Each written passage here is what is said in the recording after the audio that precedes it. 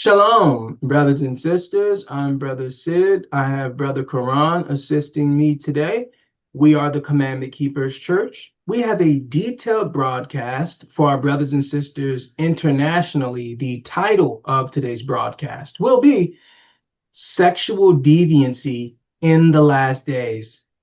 Sexual deviancy in the last days, brothers and sisters. In today's thrilling broadcast, we're diving into how popular culture has wholeheartedly embraced sexual deviancy. We are living through the most sexually provocative era in the history of civilization, and we're going to explore what that truly means, brothers and sisters. Why? Everywhere we look, social media, pop culture, mainstream media, sexual perversions are being openly promoted.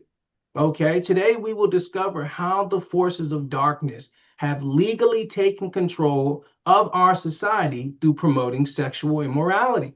The Bible warned us that Satan would exploit our lack of sexual discipline to pollute the entire earth. And we're going to prove that today, brothers and sisters. Most people ignored the fact that New Jersey hospitals are now asking new mothers about the sexual preference of their newborn babies. Stay tuned as we uncover the truth behind this provocative trend. Now to this story, a controversial questionnaire has parents in New Jersey talking. It's asking new parents about their baby's sexual orientation and gender identity. Action News reporter Taronda Thomas, she looked into this issue. She's live for us here in studio. And Taronda, this has now gotten some attention of a state lawmaker. What are you learning? Absolutely great. Today, that lawmaker introduced legislation to change a law that requires the questionnaire, saying parents should not be asked about the sexual orientation of a newborn baby.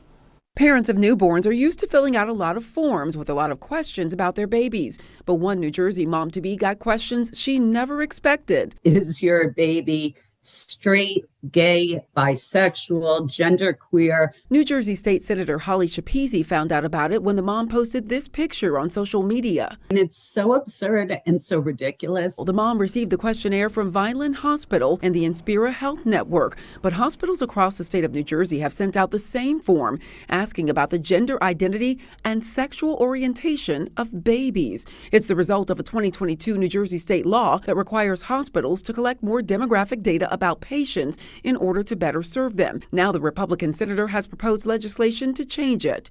Preclude taking of any of this information for minor patients. If a parent wants to volunteer this information, that the parent always has that opportunity. Inspira tells Action News that while state law requires them and every other hospital in New Jersey to ask patients about their race, ethnicity, sexual orientation, and gender identity, patients can also decline to provide that information.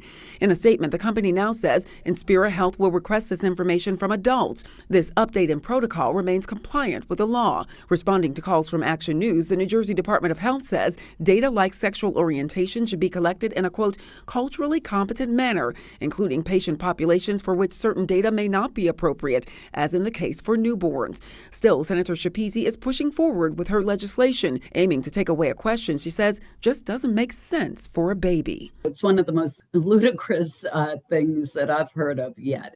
Brothers and sisters, follow us to the book of Ephesians, the 6th chapter and the 12th verse. The title of today's broadcast, brothers and sisters, Sexual Deviancy in the Last Days. Sexual deviancy in the last days, brothers and sisters. Okay? We're at Ephesians chapter 6. We're going to have Brother Quran read us the 12th verse. We're in the King James Version of the Bible, brothers and sisters. Let's take a look. The book of Ephesians, chapter 6, verse 12. For we wrestle not against flesh and blood, but against principalities, against powers, against the rulers of the darkness of this world, against spiritual wickedness in high places. Read that again, brothers and sisters, please. For we wrestle not against flesh and blood, but against principalities, against powers, against the rulers of the darkness of this world, against spiritual wickedness in high places. The Bible tells us that we're living in a world where Satan has political rank. Notice he says the wickedness is where? In high places, in high positions on earth. Okay, there are no positions higher than the political realm. Okay, so when we examine the passage carefully, God warns us that Satan has infiltrated the highest ranks of the political world, brothers and sisters. Okay, and we're going to put that on the table. Why? Here we learn that legislators and lawmakers are possessed by demons, and that is why the world has become so corrupt. Okay, you're wondering why doctors are asking new mothers about their newborn baby's sexual preference. This is why. Okay, this is why we're living in the most corrupt time in the history of civilization, and this passage tells us why. Okay, let's read that one more time, brothers and sisters, please. Ephesians chapter 6, verse 12. For we wrestle not against flesh and blood, but against principalities, against powers, against the rulers of the darkness of this world, against spiritual wickedness in the high places. See that? This passage tells us not to be naive in trusting in this world of corruption. See that, brothers and sisters? Let's talk about it. Satan has infiltrated the political realm and the judicial system also. Okay, and we have to put it out there. Why? There are countless politicians who have been convicted of sex crimes that have not been revealed to the public. Many people ignored the fact that Congressman Anthony Weiner, who went to prison for sex crimes against minors, is now trying to re-enter the political realm, and the world has turned a blind eye to it.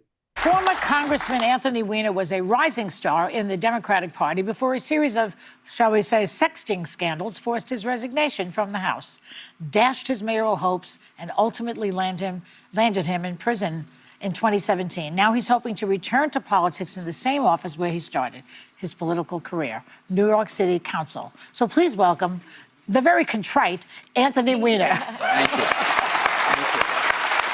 Am I right when I say contrite? Yeah. Yes. By the way, was this where Kamala Harris was sitting when she blew up her campaign? Was this the spot? It was right there. I hope I don't have the same fate. Yeah. Let's talk about some of these giant scandals. Yes. You've had numerous of them. You resigned from Congress in 2011 over a sexting scandal. 2 years later, you stepped down from the mayoral race after sexting again under the alias Carlos Danger. And then in 2016, you sent lewd texts to a minor and served 15 months in prison, in addition to becoming a registered sex offender. Right. So with all that said, why do you think, or why should New Yorkers give you a chance at a political comeback? Well, let me just say this. I mean, all of that happened, and I accept responsibility for it. You won't hear me do what some other people in public life have done, Donald Trump or Andrew Cuomo or Eric Adams. I'm a victim. They persecuted me for no reason. I was dealing with very serious problems. I was dealing with what I now understand to be addiction. I lost my brother Seth to addiction. And I accepted, I didn't ask for a trial. I pled guilty, served my time in prison, served in a halfway house, served probation, went to try to do good work for the formerly incarcerated. And I guess what I'm saying to people is, maybe don't vote for me in spite of what they know about me, but maybe consider that journey, that idea that we all go through things and we come out the other side. And also, what does it mean? You know, I'm Jewish, but they have this notion in Catholicism around you suffer for a reason so you can be of service at the other end.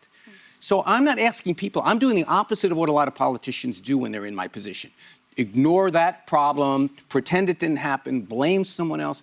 I am saying, yes, I did these things. I got into recovery. I try to make my life better. And now if I can be of service, and I'm a damn good politician. I come up with answers. Yep. I talk to people directly. You are. I don't try to butter over things. I try to be direct. Then why shouldn't I? And if it's just because I have bad things in my past, that's not a good enough reason. I mean, look, all I can ever be is who I am right now. Yeah. And that brought me to this space. Despite his criminal record and the serious nature of his offenses, Weiner is now attempting to re-enter the political realm. Okay? He's trying to re-enter into the political arena. This man is a politician who was involved in sexual activities with a minor while serving in office, and now he's attempting to re-enter the political arena. Okay, we are living in an era where politicians can openly engage in pedophilia and evade accountability for their actions. And we're going to put that on the table. Why? It is unjustifiable for someone who has been convicted of sexual offenses to serve in the federal government in any official capacity. Okay, the very institutions that are meant to safeguard truth and righteousness are what? They're reflecting the pervasive infiltration of evil that we see. Okay, we have to put it out there. Why, brothers and sisters? When you examine this particular passage, right, the Bible informs us that we exist in a realm where Satan holds political authority. Okay, take a look. Upon careful examination of the passage, God cautions us that Satan has penetrated the upper echelons of the political sphere. See that? We are living in the most corrupt era in the annals of civilization, and this passage clarifies the reasons behind it. Okay, we're living in a time when a man who's been convicted of sex crimes against children will publicly say, hey, you know what? I served my time. I should now be able to, become a legislator, a lawmaker. I should now have authority. Okay? This is, brothers and sisters, we're living in the most corrupt time in the history of civilization. And we're going to talk about that today. Okay? We're going to talk about that today. Let's go to the book of Proverbs, the 29th chapter. Brothers and sisters, we're in the book of Proverbs, the 29th chapter.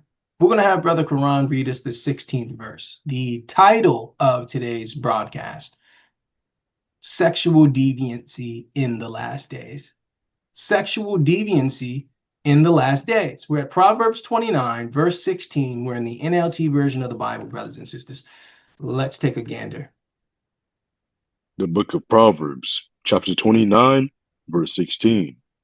When the wicked are in authority, sin flourishes, but the godly will live to see their downfall. Read that again, brothers and sisters, please. When the wicked are in authority, sin flourishes, but the godly will live to see their downfall. See that? Take a look at that. The Bible suggests that making a significant impact on society must be done. Why? Through the leadership. See that? The text says what? When the wicked are in authority, what happens? Sin flourishes. See that? So this is why they would set up influencers, brothers and sisters. Why? They would need to corrupt the leadership. They would need to corrupt the influencers. See that? See, Satan recognizes that by persuading key figures, he can alter societal beliefs and values. See that? We have to put that on the table. Why? The Lord indicates that the issues prevalent in modern culture stem from a widespread acceptance of immorality. We have to put that on the table. See that? See? Satan knows this. He says, if I want to corrupt society, I have to corrupt the leaders. I have to corrupt the influencers. See, that's what the Bible tells us. Let's take a look at that one more time, brothers and sisters, please. When the wicked are in authority, sin flourishes, but the godly will live to see their downfall. See that? If they want sin to flourish, they would need to put the wicked in authority. See? So the author observes that when unethical individuals rise to positions of authority, corruption ultimately becomes a norm. Okay? Satan realizes that by influencing powerful individuals, he can shape the beliefs and values that society embraces. Okay? The text illustrates that when immoral people gain power, corruption eventually becomes accepted as a standard, brothers and sisters. Okay, and we have to put it out there. Why? Satan comprehends that by focusing on influencers, such as political leaders, he can effectively alter societal norms. By corrupting those in positions of power, Satan can instill his ideologies and distort the very moral foundation of society, brothers and sisters. And we have to put it out there. Why? Satan recognizes by influencing individuals who hold significant power, he has the ability to shape and alter the collective beliefs that society upholds. Very clever, very crafty, brothers and sisters. Satan is aware that by focusing his efforts on key figures such as political leaders, influential policymakers, he can effectively sway cultural attitudes. See that? And that's what Solomon was warning us of in this passage. When corruption becomes tolerated within a community, they establish a dangerous precedent, brothers and sisters. Okay?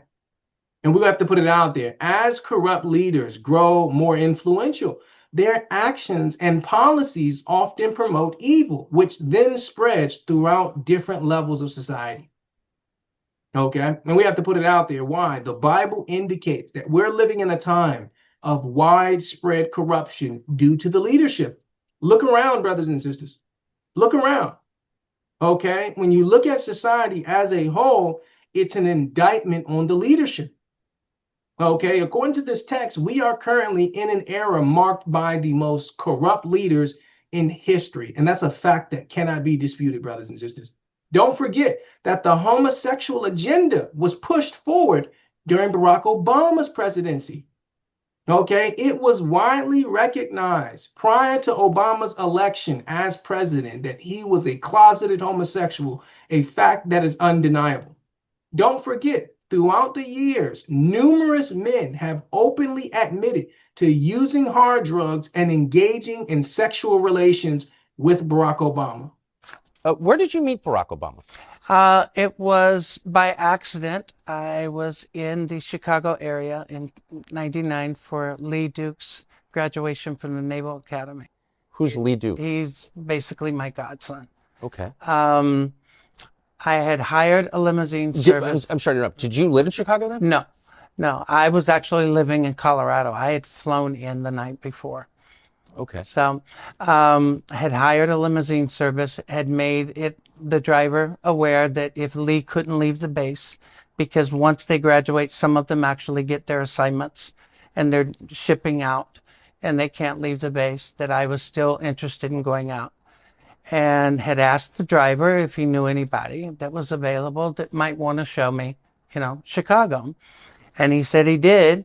So well, who was the driver? His name was Jameer Motani. It was with 5-star limo. So you're just a guy who's in town for the night, and it sounds like you're looking to party, actually. Yeah. That's what you're really saying. Yeah. Well, I was in town for a few nights, but yeah, I was definitely looking to party.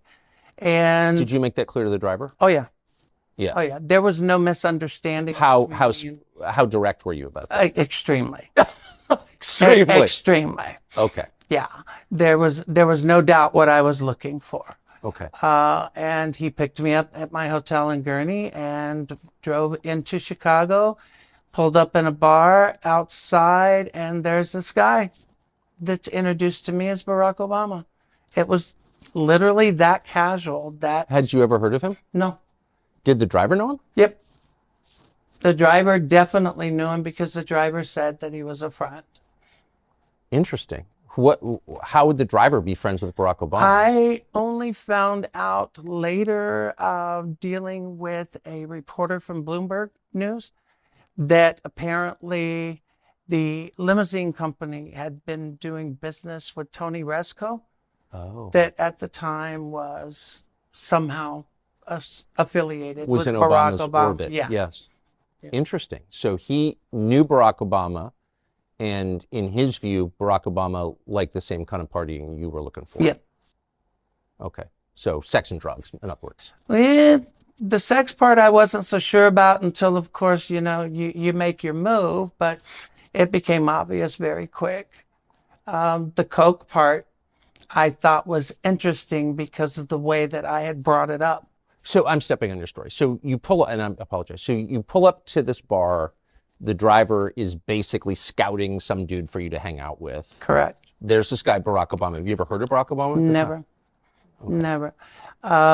We're having drinks. I mentioned the fact that I could use something to wake up. I was extremely exhausted. So you went into the bar?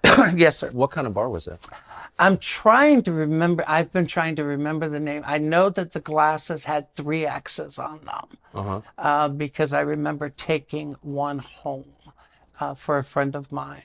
But I mean, generally characterize it? Was it, It was working class up, bar, no, it gay was bar, strip upscale. bar? It was upscale, quiet.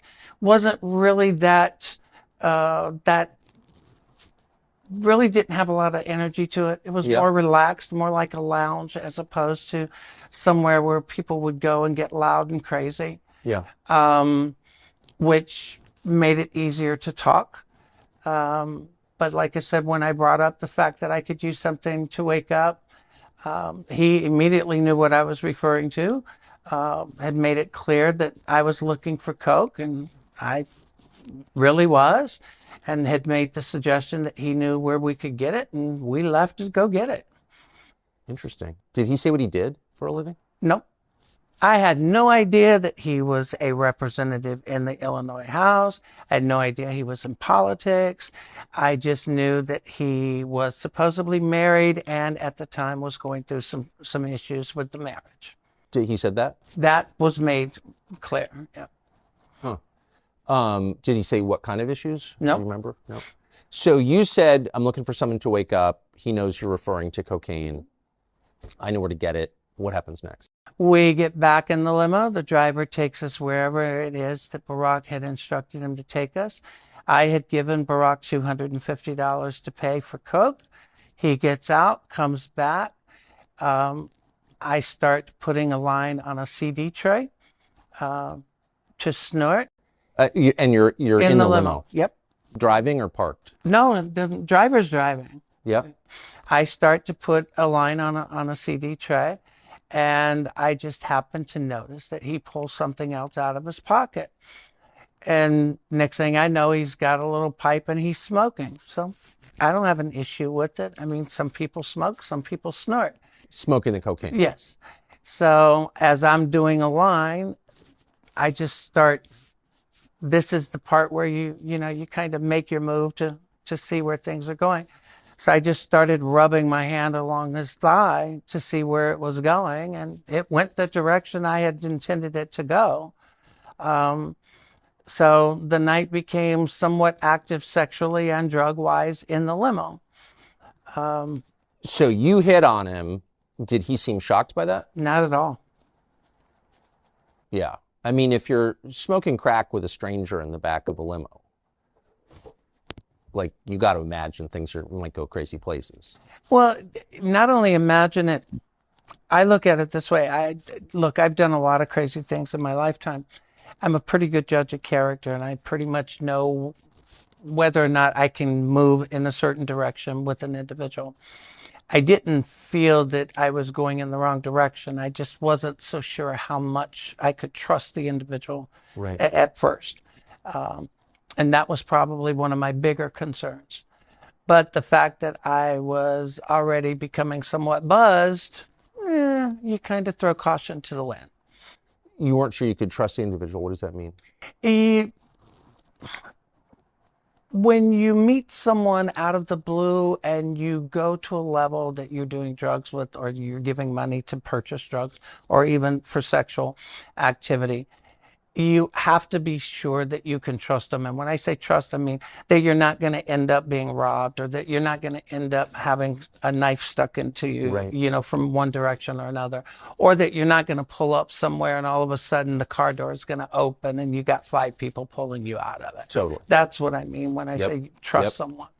And you've been around at this point in your life, big time. Yeah. Right. So probably not your first time in a situation like this. Not at all. And that's why I said I pretty much know where I can go and at what point. So you start rubbing his leg, and I think, I'll just be totally blunt with you, like a man who's not into gay sex would be like, whoa, settle down. Trust me, if it was something that you were not interested in, and you're right, I've had guys that I read wrong that would literally try to break your hand. For sure. If you went in that route. So it's not like this was something that he wasn't into. It's not something that he was shocked by. Shocked by, you don't get excited and you don't unbutton your pants and you don't just sit there and let it happen. So it definitely wasn't Barack's first time. That much I'm absolutely certain of. And I would almost be willing to bet you it wasn't his last. So, so you performed oral sex on I Barack did. Obama. You did. In the driver's up front? Yep. And he's cool with this. The driver has the partition up. He didn't have a problem with it. He didn't put it down for any reason. I mean, he kind of set up the whole thing for this in the first place. Exactly. And I have a funny feeling he had no bones to pick with it as far as what took place in it. Yeah. It is widely known in political circles that Barack Obama led an alternative lifestyle privately, brothers and sisters. Barack Obama was the most ineffective president in American history, a fact that remains indisputable, brothers and sisters. Okay, they permitted that so-called black man to ascend to the highest office in the free world because they were aware of his hidden truth. Okay, those who were informed within the political sphere attempted to alert us to the fact that Obama was a closeted homosexual. Many people overlook the fact that Joan Rivers publicly admitted her awareness of Barack Obama's homosexual lifestyle. And do you think that the country will see the United States will see the first gay president or the first woman president? We already have it with Obama, so let's just calm down. Got it. You know Michelle is a I'm sorry, she's a what? A transgender. We all know. Oh my gosh. Do you think that the country will see the United States will see the first gay president or the first woman president? We already have it with Obama, so let's just calm down. Got it.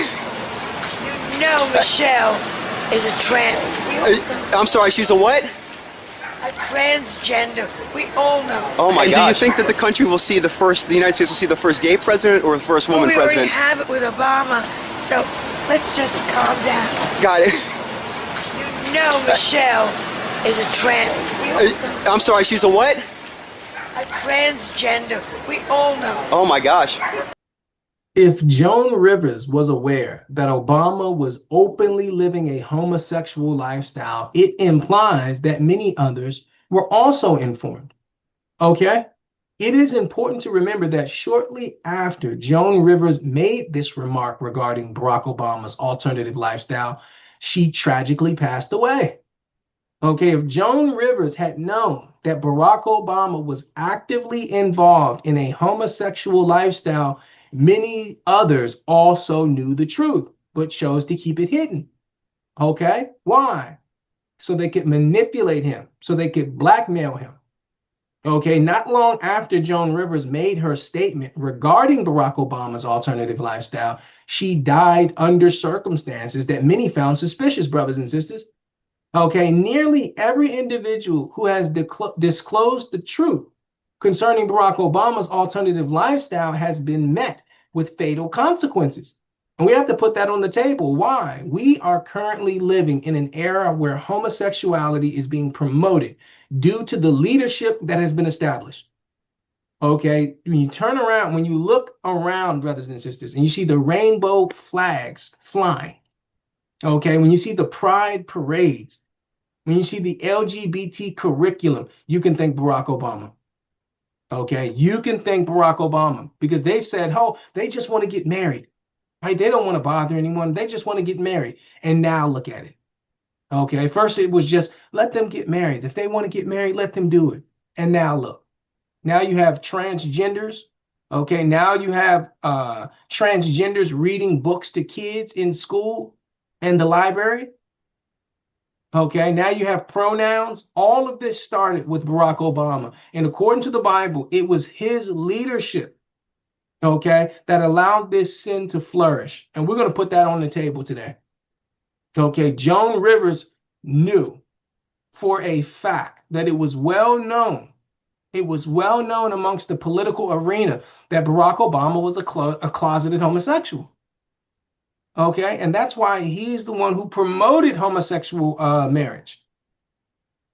See that? The title of today's broadcast, brothers and sisters, Sexual Deviancy in the Last Days.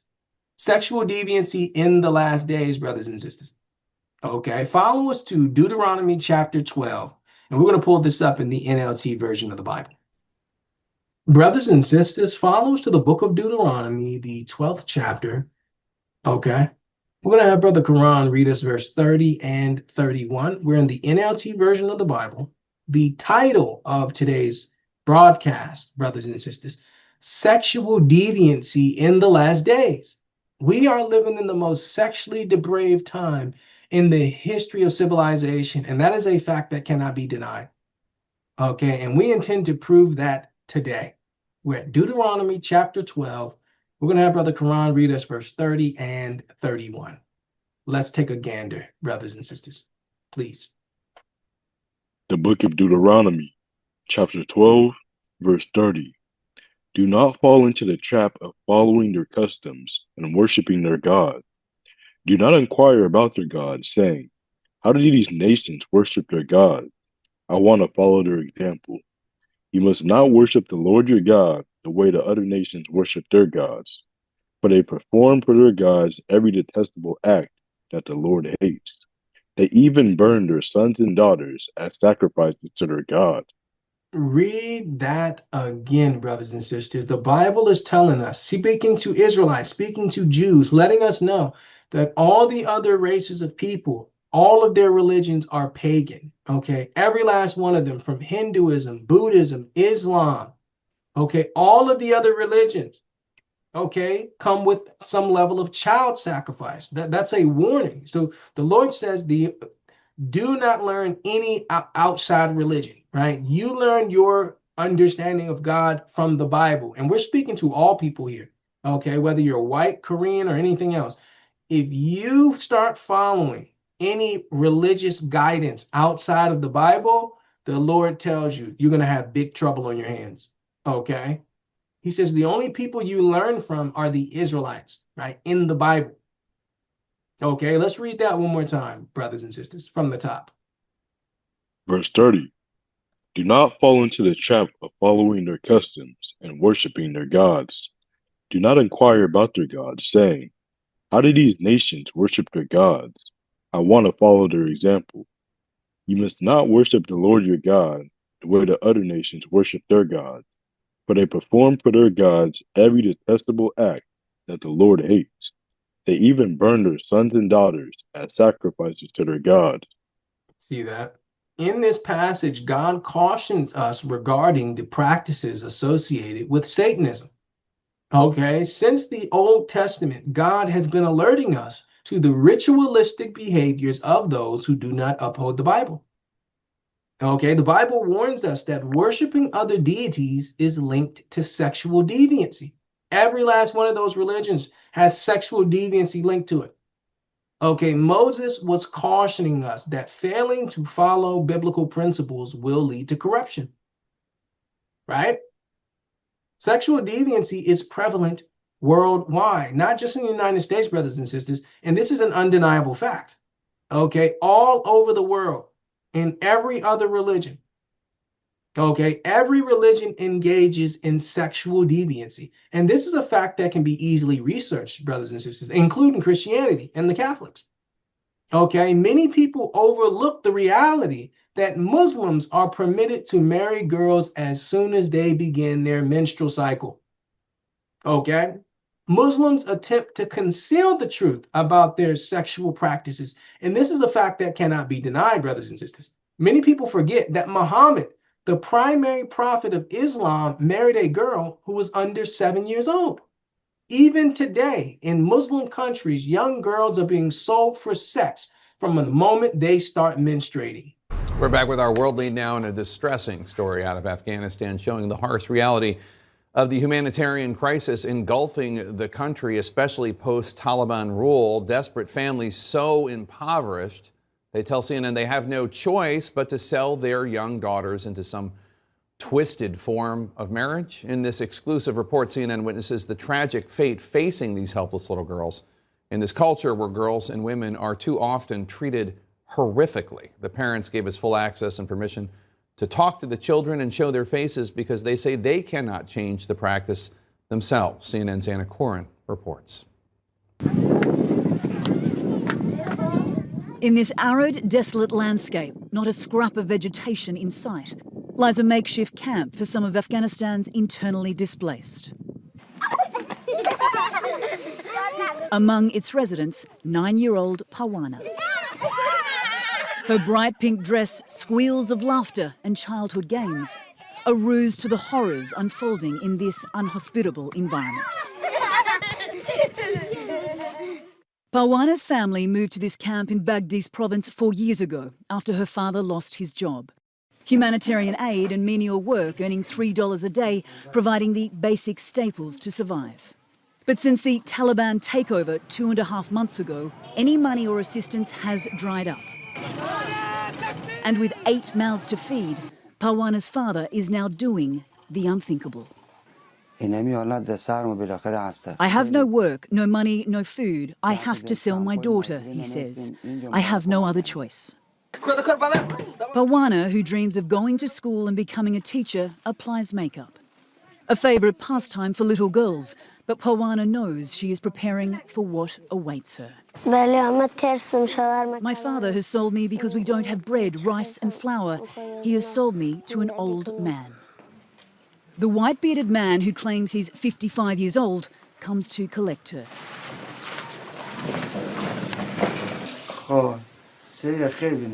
He's bought Parwana for 200,000 Afghanis, just over $2,000 US. Covered up, Parwana whimpers as her mother holds her. This is your bride, please take care of her, says Parwana's father. Of course I will take care of her, replies the man. His large hands grab her small frame. Parwana tries to pull away. As he carries her only bag of belongings, she again resists, digging her heels into the dirt. But it's futile. The fate of this small, helpless child has been sealed. There exists sexual deviancy within the Islamic faith, a reality that cannot be disputed, brothers and sisters. It is important to remember that God has cautioned us about the practices of other religions. See that? All religions that do not follow the Bible engage in sexual rituals that what, brothers and sisters, that are mandatory. And we have to put that out there. It is a widely recognized fact that the Islamic faith permits the sexual exploitation of young girls by men. Many people are unaware that homosexuality is also prevalent within the Islamic community. Due to the prohibition against men touching women unless they are married, boys are often dressed as girls. Due to the restrictions against men touching women outside of marriage, boys are made to dress up as girls and made to dance provocatively for men. In numerous Islamic nations, boys are attired as girls and compelled to dance sexually for men. In Afghanistan, there is a tradition of dressing young boys as girls and afterwards abusing them sexually. Imagine you're seated in a magnificent room, decorated royally, surrounded by the elite. No expense at this gathering is spared. And then, amid all the laughter and cheer, out walk young boys, dressed in costume, makeup on their face. The music begins and they start to dance for all the adults in the room. Oh, and mind you, the room is full of rich, powerful men and men alone. This is the practice of bachabazi.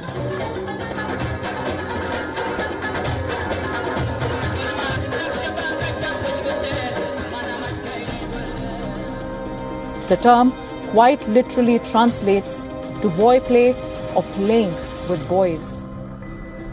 It is a practice as old as time. But the changing political landscape of Afghanistan in the past few decades did not reduce the so-called elitist tradition. On the contrary, bachabazi has been on the rise. The most horrifying part about this tradition isn't even the dancing. It's what happens after. These boys are taken to hotels or rooms where they're sexually abused and even raped. But where did this practice even begin? Why does it still exist? And why is it so normalized?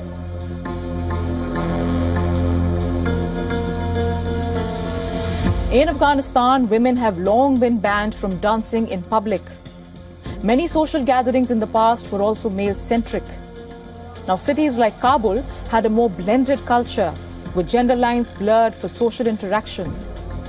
But it was not normal in several parts of the country, especially the rural region.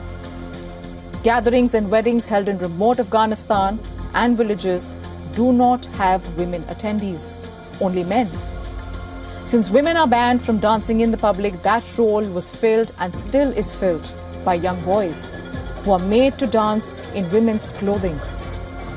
At times, they dance in their normal clothes too, their youth on full display for their owners and other men that prey on these children.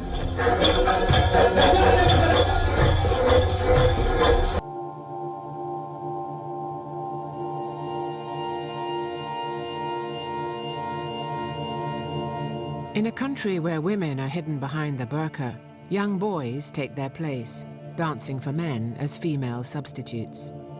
But Bacha Bazi isn't just a bizarre form of entertainment. The boys are owned, often entrapped in a cycle of sexual slavery, and even murdered.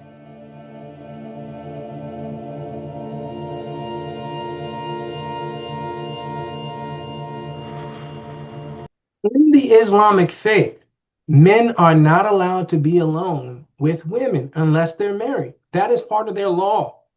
Okay? They are not allowed to touch women. Okay? You will never see a man hugging another woman.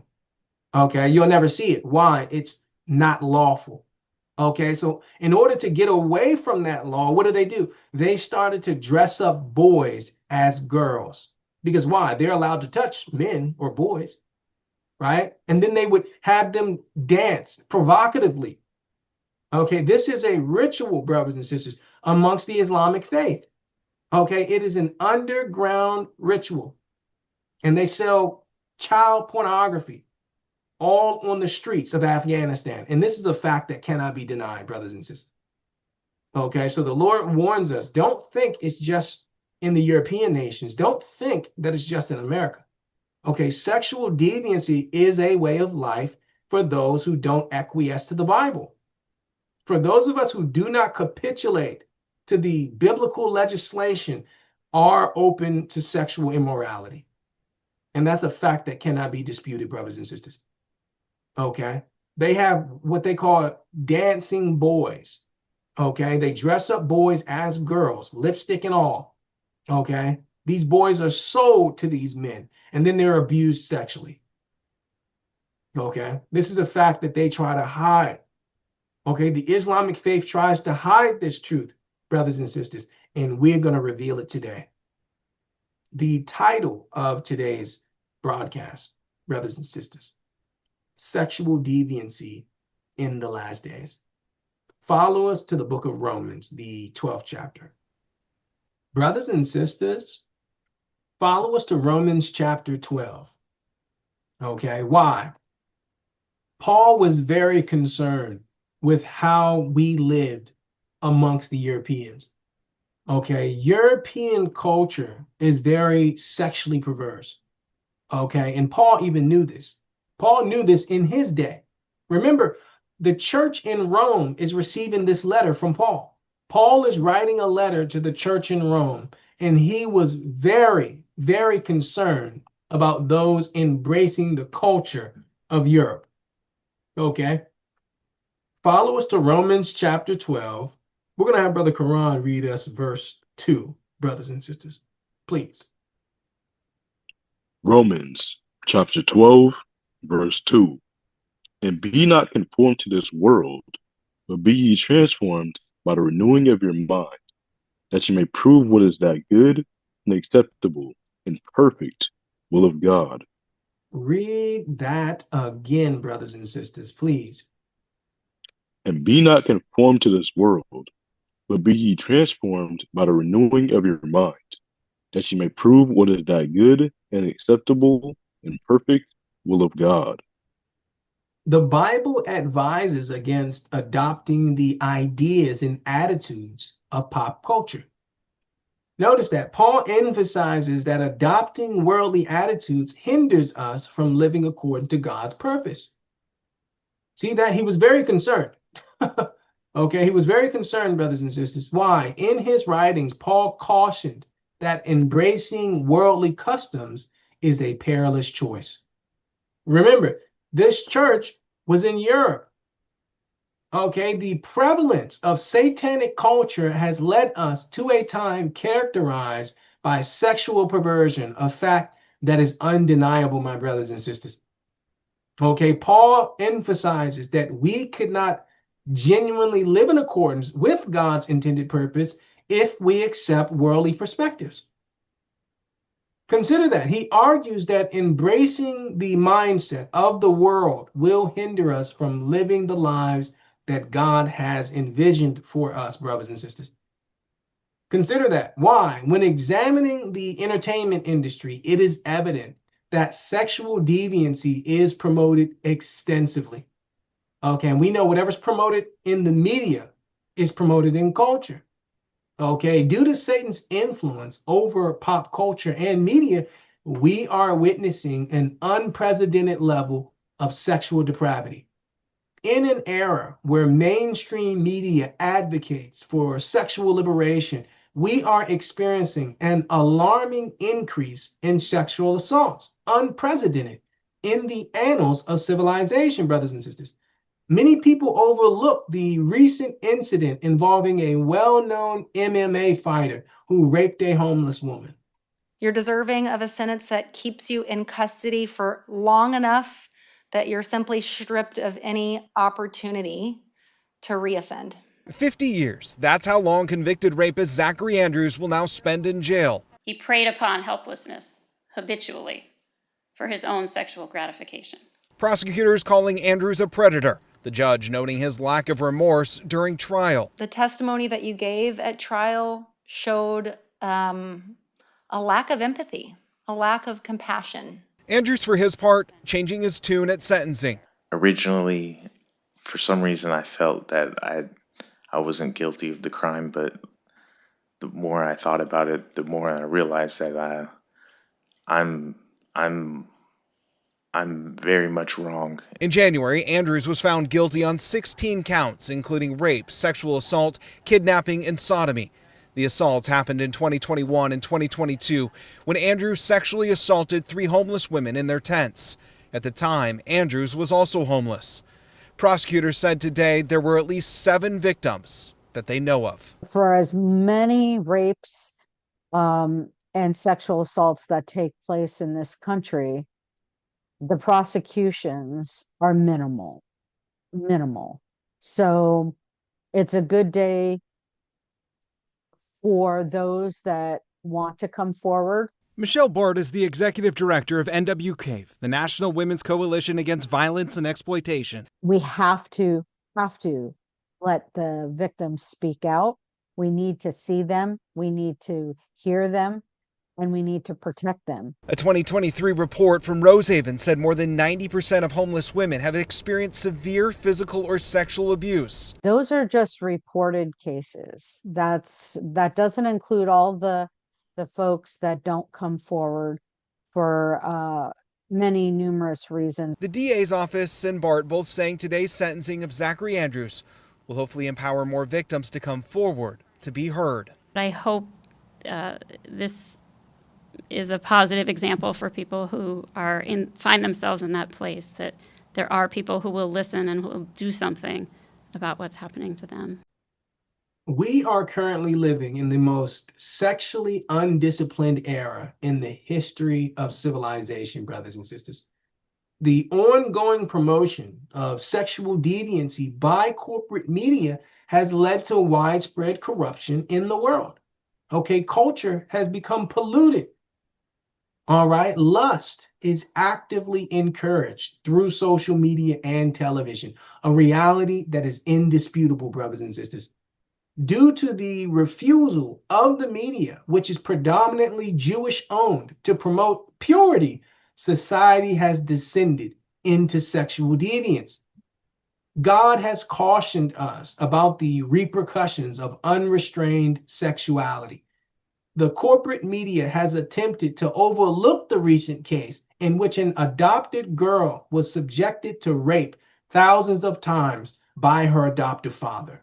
First tonight, new developments in a story we have been following closely. The Bristol man accused of sexually assaulting and impregnating a young girl in his care for years pled guilty today to first-degree sexual assault. And that news comes months after Crystal, his alleged victim, spoke to me, a News 8 for an exclusive interview. And now we're hearing from her attorney after Berriolt's plea in court today. An admission of guilt at New Britain Superior Court as 65-year-old Roger Berriolt of Bristol pleads guilty to sexually assaulting a girl in his care for years. To hear the state's attorney recite the facts, essentially as she alleges them, and the judge ask him whether those facts are true, and him admit and say yes and plead guilty, was very powerful. Last November, we first brought you Crystal's story, the young woman who bravely sat down with us exclusively, detailing how she was allegedly sexually abused by Berriault, her former legal guardian, for more than a decade as a child, and became pregnant at just 12 years old. Yes. Nate Baber is Crystal's attorney. It was really nice that she got some justice today. She feels proud that she was able to stand up to this guy that she was abused by for so long. And she feels hopeful. This is the first time in a very long time that she feels hopeful that what she did was the right thing and that people are listening. Crystal continues to pursue a multi-million-dollar claim against the state and the Department of Children and Families, saying DCF failed to intervene in the abuse, despite DCF employees voicing concerns about Roger Berriault. DCF also endorsed Berriault's guardianship of Crystal when she was pregnant with his baby at 12 years old. Just like she did with this criminal matter, she's ready to fight, and fight we will continue to do. Roger's wife, Darlene Berriault, was also charged in the case with risk of injury to a minor. She's due back in court later this month. Brothers and sisters, follow us to the book of 1 John, the 4th chapter and the 1st verse. We're in the King James Version of the Bible, brothers and sisters. The title of today's broadcast: Sexual Deviancy in the Last Days. Sexual deviancy in the last days, brothers and sisters. We want to show you how corrupt, how polluted society has become because of this issue. Okay? When sexual immorality becomes a common thread, a common theme in pop culture, it destroys society as a whole. And Satan knows this. Okay, Satan knows this. Right? We're at 1 John chapter 4. We're going to have Brother Quran read us verse 1, brothers and sisters. Let's take a gander. 1 John chapter 4, verse 1. Beloved, believe not every spirit, but try the spirits, whether they are of God, because many false prophets are gone out into the world. Read that again, brothers and sisters, please. Beloved, believe not every spirit, but try the spirits, whether they are of God, because many false prophets are gone out into the world. The author warns against the potential danger of being misled by religious leaders, stressing the need to cultivate discernment. See that the passage serves as a reminder that not every spiritual leader has honest intentions. See?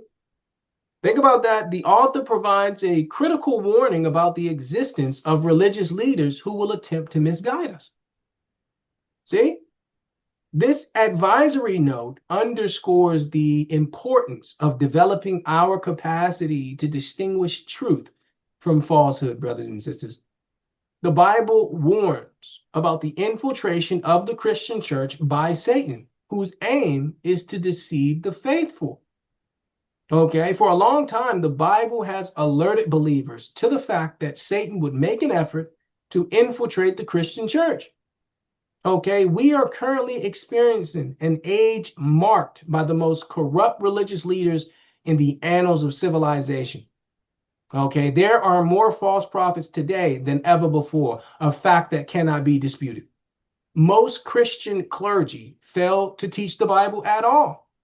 Many believers completely overlook the reality that the well-known overseas prophet Elijah wears high-heel shoes while preaching in the pulpit. Hates anybody. But run away from sin. Amen. Run away from the one who always quarrel. Run away from a one who always is bitter in heart. Who always got angry fast. Run away from someone who does not understand anything. Run away for your life. But don't hate them. Amen. I don't hear you. You are running away for your life. But don't hate them. The world is out of order with God because the church is out of order with God, brothers and sisters. Okay, pop culture has been taken over by Satan because the church no longer aligns itself with biblical principles, and that's a fact that cannot be disputed. Okay, current culture, brothers and sisters, has been dominated by Satan because the church has strayed from the teachings of the Bible. One of Africa's most renowned prophets is seen preaching the Bible while wearing high-heeled shoes, brothers and sisters. As pastors have distanced themselves from God's word, popular culture has followed suit. Okay, churches are populated by sexually immoral clergy, a reality that cannot be disputed. There is a growing number of pastors worldwide who engage in sexual deviancy, a fact that has been thoroughly documented. Okay, the Christian church no longer adheres to biblical standards regarding sexuality. It is a well-established fact that prominent pastors discuss oral sex in church, and this is largely overlooked by the congregation. Look that demo. Look that demo. Look, oral sex. Oral sex demo. You see oral sex. Look, oral sex. Look. You oral sex. Use oral sex. Let that sperm of that man out. Out, you demo. Out. Let go. Delivered me 2 Sundays back. Then a demon came with his penis and put it in my mouth. And then he came again and he slept with me last week, and I told the pastor that I need deliverance again, and since then my private part has been itching. It's been itching? Yes. Okay. Who are you? Who are you? Who are you? Who are you? Speak. Who are you? Check. Who are you? Look at that demon. Look at that demon. Look at that demon. Look at that demon. Look at that demon. Look at that demon. Who are you? Who are you? Speak. Speak out. Who are you? Who are you?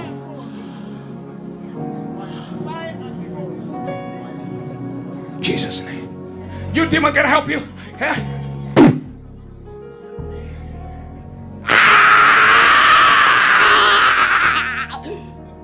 Come up from the private part. You in her private part. Demon in the private part. Watch what happens. Fire!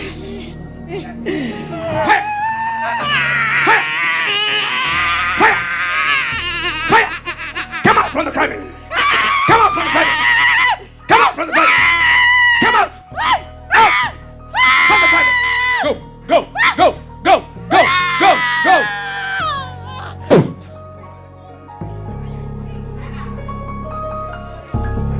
The presence of sexual deviancy within the church is an undeniable fact, brothers and sisters. Okay. We are currently in an era where the clergy exhibit more wickedness than the general populace. Let's be honest about this, brothers and sisters. The church fails to impart lessons on sexual discipline, resulting in a world that is misaligned with God's order. Okay, one of the core issues is that the church has failed to properly teach and uphold sexual discipline among its members. Okay, as a result of this neglect, brothers and sisters, the moral fabric of society is becoming increasingly out of alignment with God's standards. Okay, the lack of emphasis on proper sexual conduct within the church has contributed to a societal disorder and a departure from spiritual principles. And we have to talk about that today, brothers and sisters. Why? The title of today's broadcast, brothers and sisters, Sexual Deviancy in the Last Days. Sexual deviancy in the last days, brothers and sisters. Why? We wanted to take some time today to show when there's a lack of sexual discipline, how it affects a society. Okay, a lot of people don't know. I think it was 2002, when the Palestinians were going into war with the Israelis, when the Israelis infiltrated their land, the first thing they did was take over the radio stations and the television stations. Okay, and guess what they played on the television stations? Pornography. Okay, every station that they had, they played pornography over live television to corrupt the people, because they know how it corrupts. Okay, imagine you're at war, right? And of course, you have to stay in tune with the news. You're at war, there's a war going on. So a lot of people are checking out the news because they're at war. Okay, and now the Israelis have commandeered, right, the television stations, and they're playing homosexual, homosexual acts. Okay, imagine being with your mother, being with your father, being with your brother and sister, and this stuff is on TV all the time. It's the only thing that's on TV on a loop. Look this up, brothers and sisters. I am not making this up. They know, brothers and sisters, how sexual perversion affects us. Okay, all of the big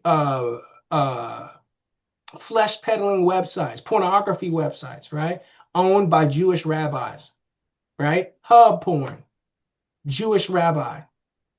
Okay, look it up. Okay, one of the most dominant pornography sites in popular culture today, controlled by rabbis, fans only. Okay, look it up. Fans only is owned by a Jewish man. Okay, I'm just going to put it out there. I'm not going to demonize all Jewish people, but I'm just speaking the facts. Fans only is owned by a Jewish rabbi. Okay, Pornhub is owned by a Jewish rabbi. It's part of their religion, brothers and sisters. Okay, and we're going to talk about that. Let's go to 1 Corinthians chapter 7, brothers and sisters. Brothers and sisters, we're here at 1 Corinthians, the 7th chapter. Okay, we're going to have Brother Quran read us verse 1 and 2. Okay, the Lord tells us in these verses how to avoid or how to prevent a society that is sexually perverse. Let's take a gander, brothers and sisters, please. 1 Corinthians chapter 7, verse 1. Now concerning the things whereof ye wrote unto me, it is good for a man not to touch a woman. Nevertheless, to avoid fornication, let every man have his own wife, and let every woman have her own husband. Read verse 2 one more time, brothers and sisters, please.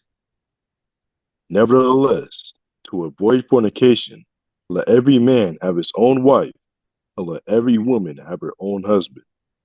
See that? According to the text, the Bible suggests that every man have his own spouse in order to satisfy his romantic needs.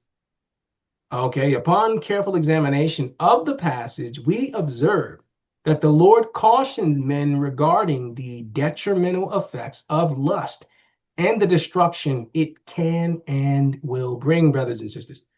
Okay, in this particular passage, the Apostle Paul advocates for marriage between men and women as a means to prevent sexual sins. Think about that. Okay, the Apostle Paul underscores the significance of marriage in a modern society. Why? Why? In order to prevent sexual immorality. See, we're living in a time where marriage has been downplayed, right? You don't see marriage, especially in the Black community. Marriage is down. Okay? 70% of children are born without their parents being married, out of wedlock in the Black community. Okay. Black women are the most unmarried women in the entire world. And it's not because they're ugly, okay, because they're getting pregnant, but they're not being married. Okay, so we really need to look at that. Okay, why has corporate media promoted a culture where marriage is not important? Right? We find ourselves in a time characterized by sexual immorality, exacerbated by the glorification of such depravity on social media. Think about that. The Bible specifically advises men to regard marriage as a method of evading sexual misconduct. Really consider that. Ponder that, brothers and sisters. Why? God highlights the necessity of appreciating marriage as a legitimate means for men to fulfill their sexual needs. Same thing with sisters. Okay? Because why? We're all human. Okay, the Bible warns that men who do not have a way to satisfy their sexual desires often encounter severe consequences. Okay, many individuals are unaware that bikini coffee shops on the West Coast have gained significant popularity. In California and Washington State, you can observe women preparing coffee while wearing bikinis, a fact that is indisputable, brothers and sisters. Okay, due to the diminishing value placed on marriage by corporate television, the incidence of sex crimes has reached unprecedented levels. Most people overlook the incident involving a bikini barista in Washington State who was assaulted while at work. A customer attempted to abduct a bikini barista during her shift at 1 o'clock in the morning.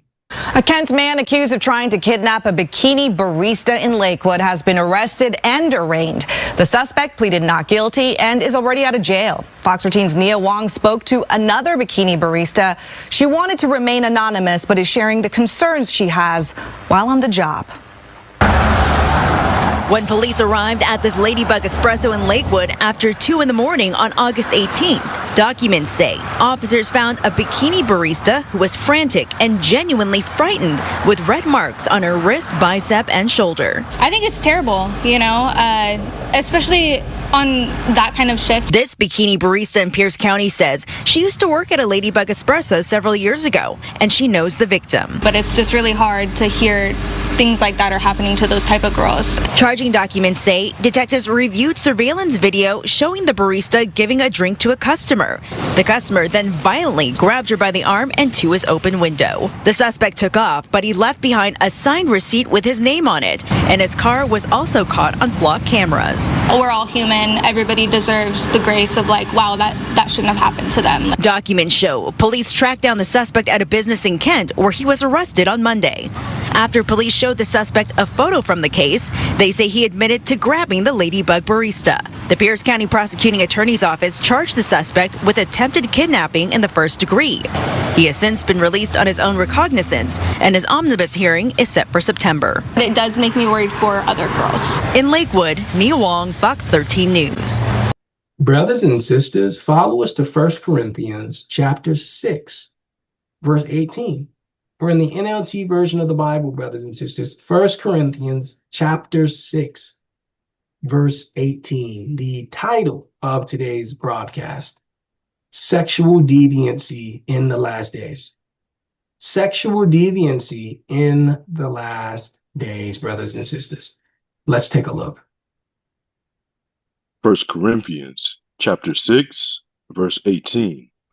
Run from sexual sin. No other sin so clearly affects the body as this one does. For sexual immorality is a sin against your own body. Read that again, brothers and sisters, please. Run from sexual sin.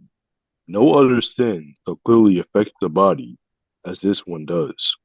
For sexual immorality is a sin against your own body. Aha! Paul emphasizes that the initial step in overcoming sexual immorality is to acknowledge its significant influence. See that? The Bible instructs us to flee from sexual immorality as the most effective method to counter it.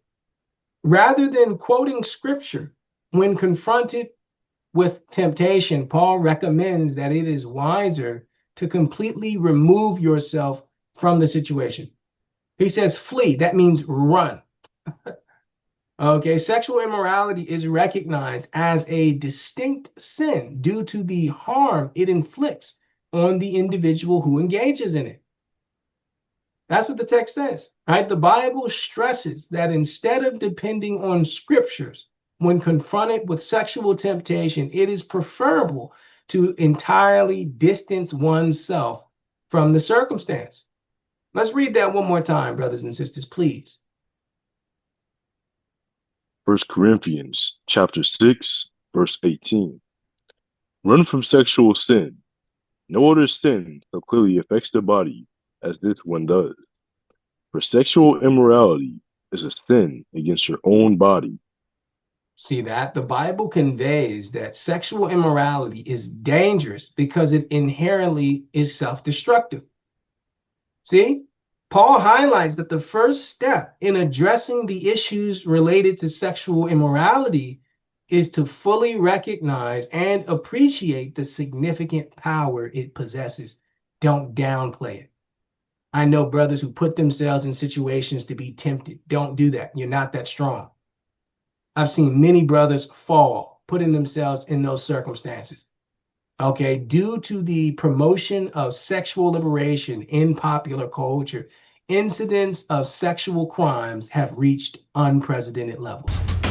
Tonight, News 15 Investigates examines Louisiana's new surgical castration law for sex offenders who have served jail time for sex crimes against children. The new law went into effect today, and it's the first of its kind in the entire country, and one many consider controversial. It pertains to both male and female child sex offenders. News 15's Jeff Horchak joining us live in studio with an in-depth look at this new state law. Jeff. Well, Marcel and Jim, State Senator Regina Barrow, who co-authored this new law, feels very passionate about protecting children. She tells me she's talked and listened to numerous testimonies over the years from children who have been sexually assaulted and felt that steps need to be taken to get such a bold law like this on the books. But not everyone agrees with her thinking. Louisiana's new castration bill is one that has received a lot of attention. It was signed into law in June by Governor Jeff Landry. Now, this will permit judges to order people who have finished serving time for sex crimes against children under the age of 13 to undergo surgical castration within a week of their release. I believe that it certainly is going to have a chilling effect on those individuals who are the perpetrators, because now they know that something drastically is going to happen to them. Something drastically can happen to them when they are caught. Senator Regina Barrow, a Democrat out of Baton Rouge, co-authored this bill along with Delisha Boyd, a Democratic state representative out of New Orleans. Both of these women have received pushback on this new law. Now, one of those is Senator Gerald Boudreaux, who represents District 24 that covers Lafayette, St. Martin, and St. Landry parishes. He tells me, quote, I voted against the legislation because it went too far and was too extreme as a form of punishment. We have to control crime, but I don't condone the extreme measure in this bill. Now, chemical castration has been on the books for sexual offenders in Louisiana for years, but it's rarely used. According to Barrow, it's not protected enough children. But I felt like the measures that we have in place have not done enough to move the needle as it relates to the assault on children. And at the end of the day, that's what I am most concerned about. Written into this bill, the offender will have the option to refuse the surgical castration handed down by a judge, but it comes at a cost. It allows an individual, rather than having this, they would serve 2 more years in prison. We went into the community to see how some in Lafayette feel about this new aggressive and invasive and potentially groundbreaking law. To protect the children, yeah, they definitely need that kind of bill here in Louisiana. I believe they need to learn a lesson. Yeah. And this is irreversible too, you know that, right? Well, then people should think about what they do before they do it. So you're for it? Yes. Yeah, I love the law, actually. I think every state should have it. But I'm glad Louisiana will be the first to adopt it. With Louisiana being the first state to enact this type of law, Senator Barrow thinks that more states may follow. I'm believing that this case will stick. I believe that it will begin to change the trajectory of this country to say it's not okay to rape children. It's not okay to abuse children. It's not okay to assault children. Over the past decade, many states have witnessed a significant increase in sexual crimes, prompting some states to permit surgical castration. We find ourselves in a period marked by rampant sexual abuse, leading to the consideration of surgical castration as a viable option, brothers and sisters. Okay, the decline of the church's emphasis on sexual discipline has resulted in a societal imbalance. Throughout the United States, we are confronted with a high prevalence of sexual deviancy. Recently, a man from Baton Rouge was convicted of sex crimes against a minor and is likely set to undergo surgical castration. Hello, friends. Thanks for joining us at 10. I'm Elizabeth Vowell. A Baton Rouge man accused of raping a 4-year-old and exposing her to an STD is now behind bars. Tonight, the district attorney, Hiller Moore, says he's considering some of the toughest punishments possible, including the death penalty. Perry Robinson has more on this. Perry. Hey, Liz, the DA says this case is one of the most disturbing he has ever seen. He told me he's prepared to explore every legal option available, even ones that could spark some debate. Anthony Jokes, the Baton Rouge man accused of raping a 4-year-old child and exposing her to an STD, is behind bars tonight. Now, the district attorney says he's exploring every option to hold Jokes accountable if he's convicted, including 2 possibilities that could draw attention across the state and the country. I can't think of anything worse than raping a child. Hiller Moore says he may seek castration or even the death penalty. I would consider going to the grand jury in this case and seeking a first-degree rape indictment and seeking the potential of a death penalty. In 2024, Louisiana became the first state to allow surgical castration in addition to chemical castration in certain sexual assault cases, giving Moore a clear legal path to pursue that punishment. But seeking the death penalty in a case like this is complicated. In 2008, the U.S. Supreme Court ruled the death penalty for crimes like rape or sexual assault when the victim is not killed is disproportionate and violates the 8th Amendment. Still, Moore says there is a statute still on the books in Louisiana that could allow him to make the case. We do follow, obviously, Supreme Court law, and we know that we would have to change a decision by the Supreme Court to do that. But again, depending on the facts, if they are appropriate, this is something that I would consider doing. In our current society, men exhibit minimal to no sexual discipline, and that's a reality that's indisputable, brothers and sisters. Okay, the promotion of sexual liberation by corporate television has led to these repercussions. Let's put it on the table. Why? It is imperative that every state in America provide surgical castration for people found guilty of sex crimes. Okay, in today's society, many men lack adequate sexual restraint. And this is a reality that we can no longer ignore, brothers and sisters. Okay, rigorous measures should be implemented to address sexual crimes. All countries should consider mandatory surgical castration. Anyone found guilty of a sex crime should go surgical castration as a form of punishment or preventative measure to protect society. Okay, individuals convicted of sex crimes should, in my opinion, undergo castration. Okay, because why? Because why, brothers and sisters? If you can't control yourself, okay, then guess what? We're going to help you. We're going to help you. Okay, we're going to help you control yourself. Because why? We're tired of young people. We're tired of women and kids being sexually abused by men who have no sexual restraint. Okay, and I know it's against God's law to kill, right? So we can't stone you, right? So what's the next best thing? Okay, we can't pile up rocks on you like we would do in biblical times. Okay, so the next best thing we can do is slice you. We're going to slice you up to make sure you don't ever harm anyone else. Okay? Louisiana has shown the way. Surgical castration for anyone convicted of a sex crime. I don't care what kind of sex crime it is. If you are convicted of a sex crime, you need to have your member cut off. Okay? The title of today's broadcast, brothers and sisters, Sexual Deviancy in the Last Days. Sexual deviancy in the last days, brothers and sisters. Follow us to Proverbs chapter 25.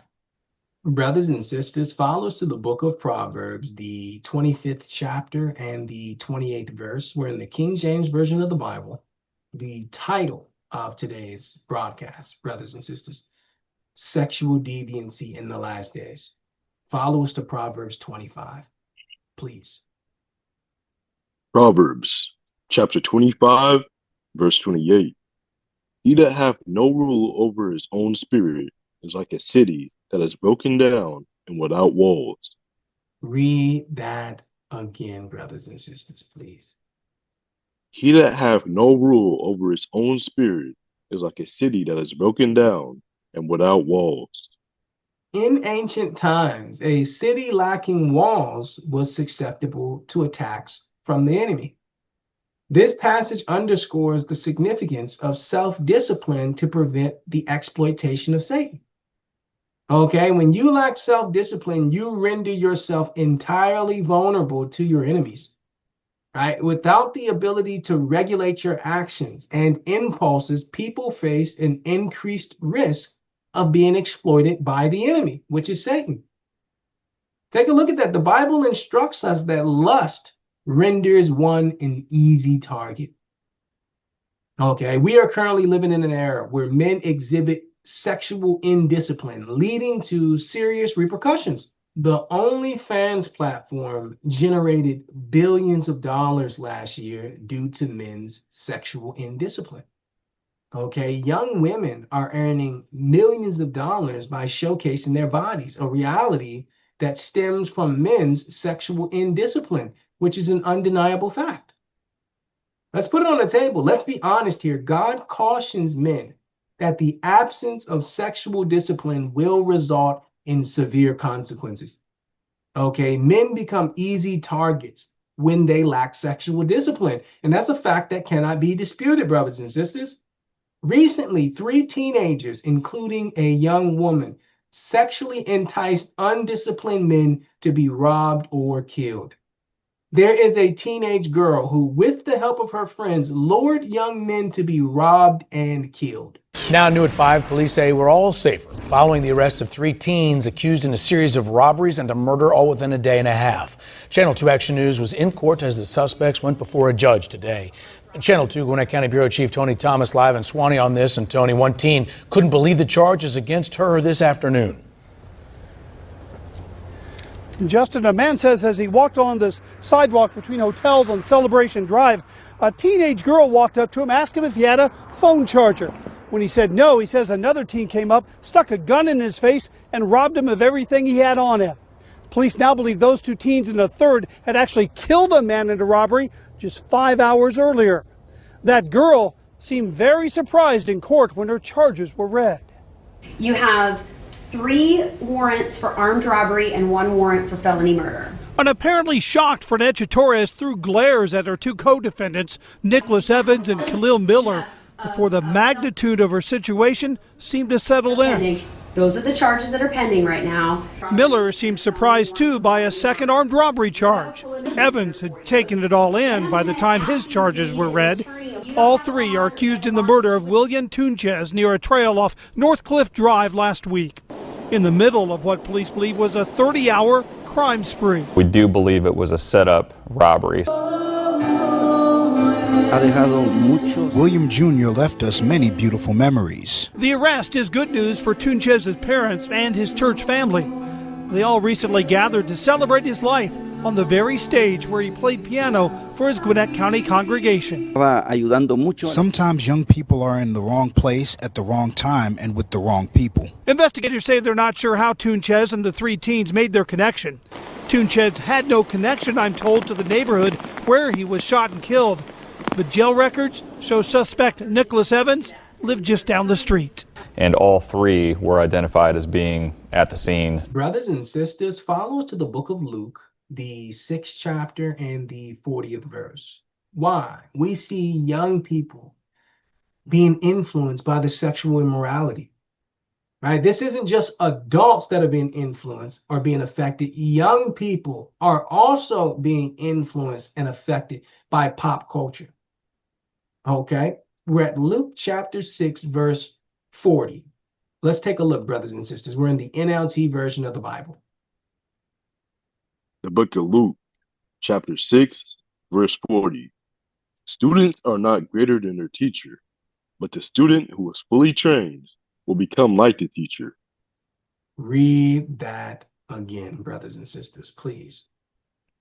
Students are not greater than their teacher, but the student who is fully trained will become like the teacher. See that? The text emphasizes the need to be extremely cautious regarding the learning environment to which young people are exposed to. See that? The Bible cautions us about state-sponsored educational institutions in this particular passage, right? Christ tells us that students become like their teachers, right? So if the teacher is promoting homosexuality, guess what? The children become accepting of homosexuality, right? The text suggests that children will inevitably reflect the environment they encounter in their schooling. Okay, students will emulate their educators. According to God, when schools endorse sexual immorality, the children will adopt sexually immoral behaviors.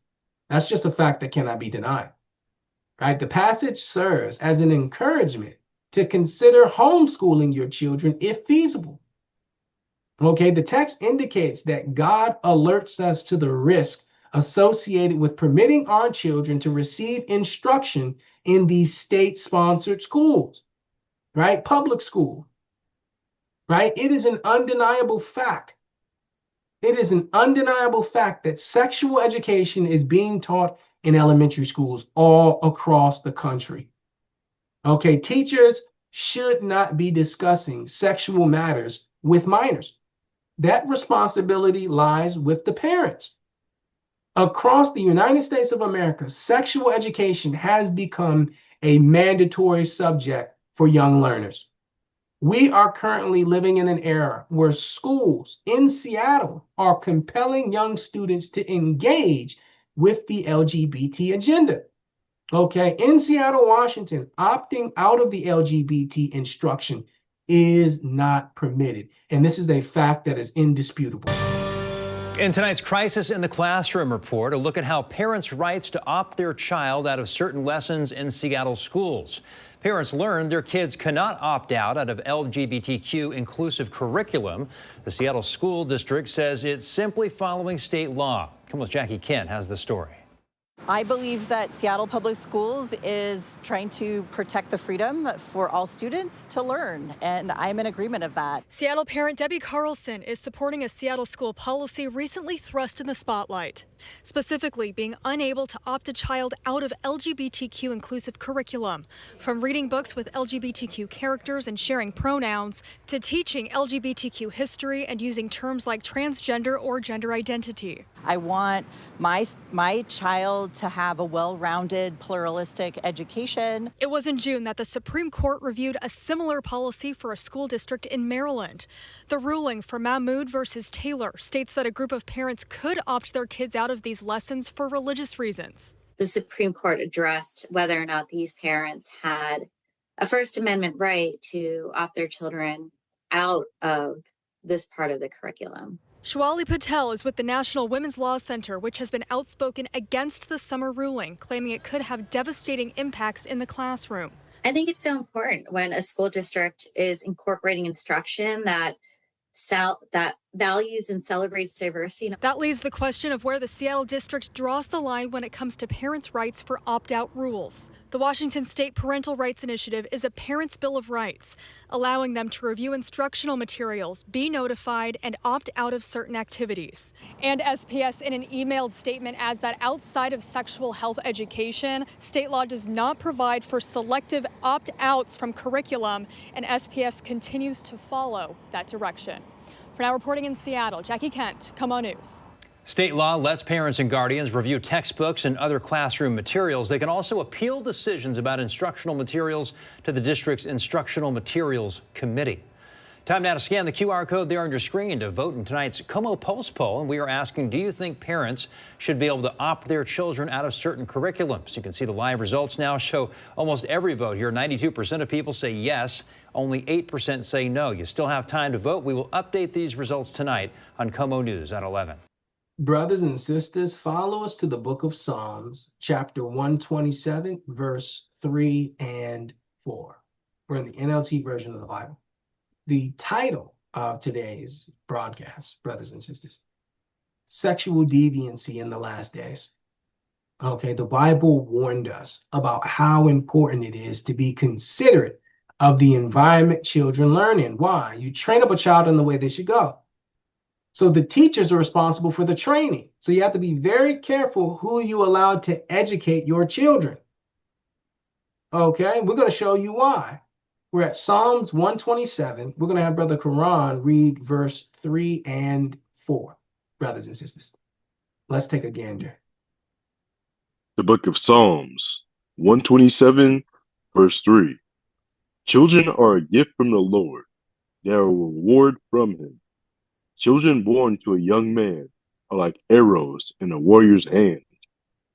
Read that again, brothers and sisters, please.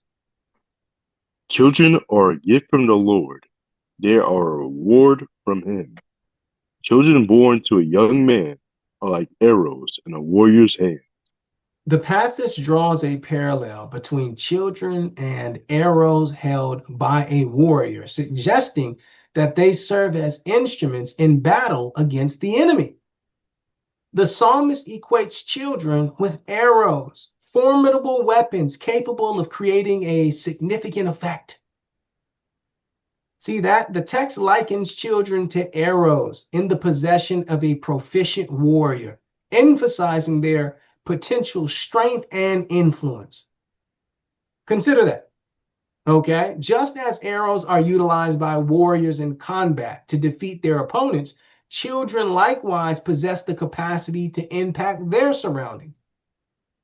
Really consider that, right? The passage explains the reasons behind Satan's interest in influencing children, right? Satan understands that the younger generation shapes the future, which is why he seeks to sway them. Many people overlook the fact that former CIA agent publicly admitted that there are families in the United States who breed children solely for the purpose of selling them as sex slaves. The CIA acknowledges that there are people in this world who profit immensely from the sexual exploitation of children. These children are not just kidnapped and in some cases bred by families as a cash crop. We have people in the United States of America that breed children in order to sell them. And when they are sold, they come without birth certificates, which means it's easier to kill them and have no one ask where they are. We're also importing children by the plane load.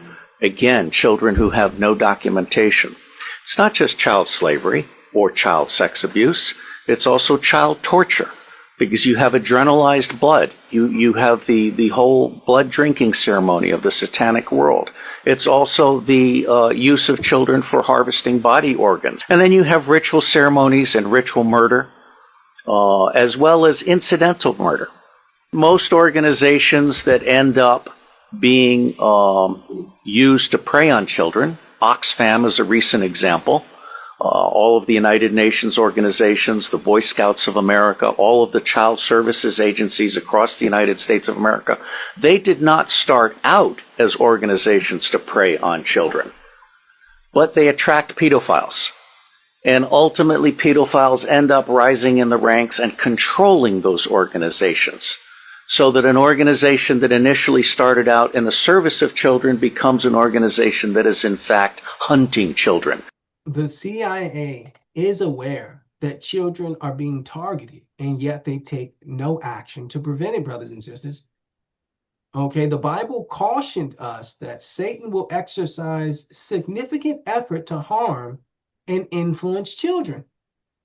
Why? We exist in a society that is so sexually depraved that there are people who traffic children as sex slaves, brothers and sisters. Whether one wants to believe it or not, the federal government is implicated in child trafficking, a reality that cannot be refuted. Okay? Child Protective Services, along with numerous other child welfare organizations, are entangled in human trafficking. Many people completely overlook the incident in Florida where a father assaulted a child security officer after his daughter accused him of inappropriate touching. Yeah, we want to first off warn everyone that this video is extremely disturbing. It shows the exact moment a quiet meeting to address some family issues suddenly turns violent. 32-year-old DeAndre Johnson is facing an assortment of charges: attempted murder, aggravated assault, unlawful flight. You guys are offering services that might be able to help. And it's all because of what happened in this Facebook video that Johnson posted live on Tuesday. According to court records, the Valley dad wanted to document the sit-down meeting he was having with a caseworker from Arizona's Department of Child Safety to talk about his daughter.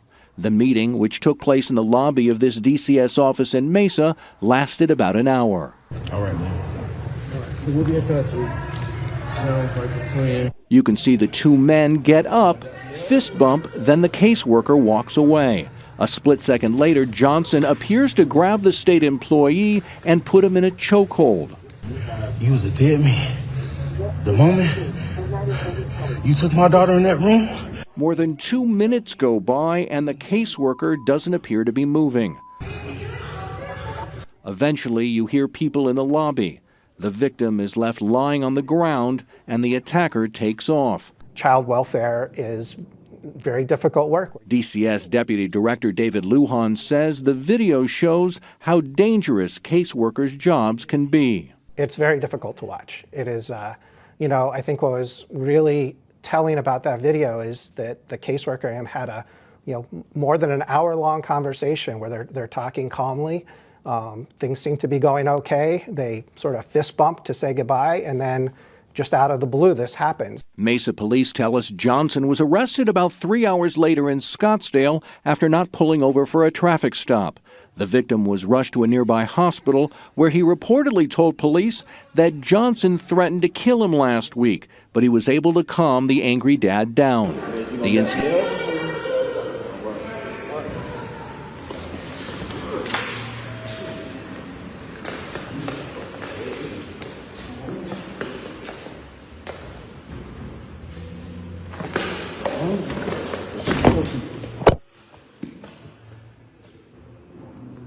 It is a well-known fact that these federal agencies like CPS are involved in human trafficking, brothers and sisters.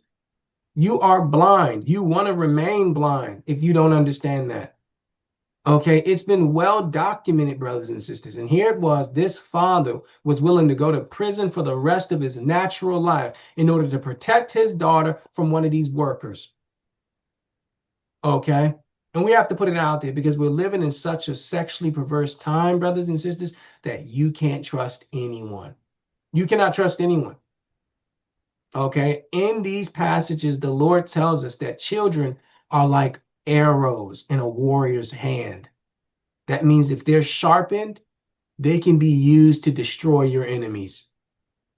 Okay? And that's what Satan wants to do. He wants to sharpen them to destroy his enemies. Okay, he wants these kids to be educated in LGBT, non-binary pronouns.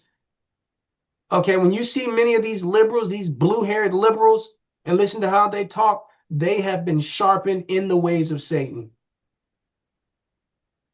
Okay, children must be protected. And the Lord warned us, the first way you protect children is by watching out from where they're learning. Okay, these public schools, these universities, not only the universities, but the elementary schools, the high schools, okay, the schools that are getting federal funding from the government have to teach what the government says. See, that's how it works. Public schools get paid from the government. Okay, so that means they have to teach what the government says. Private schools, right, they receive money from tuition from the parents.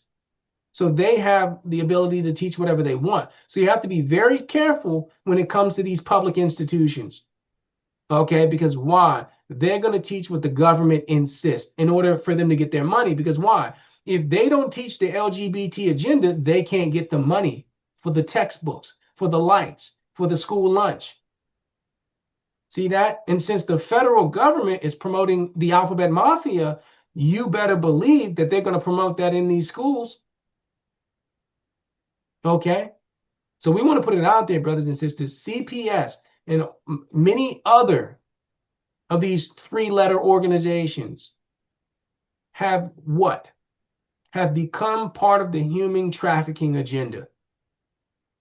Okay? The title of today's broadcast, brothers and sisters, sexual deviancy in the last days. We wanted to show, brothers and sisters, that when you stray from the ways of God, this is what you get. Okay, because we don't promote sexual morality as the Bible says, this is the world we're living in, brothers and sisters. This is the world we're living in, where pedophiles are running for office, where hospitals are asking about the sexual preference of newborns. Okay, this is the time we're in, brothers and sisters. Okay, where chemical castration, or really surgical castration, is needed. There's so much sexual abuse going on. Okay, and the government is involved. Okay, whether it's the schools and what they're teaching, or the CPS and other child protective service agencies. Wake up, brothers and sisters. Wake up. It's time to align ourselves with God. When God tells us to live sexually moral, it's because he knows how quickly society gets out of hand. He knows it, and so does Satan. The title of today's broadcast, brothers and sisters, sexual deviancy in the last days. We want to say, Kwam Yasharala. Kwam Yasharala. Sin no more. Sin no more.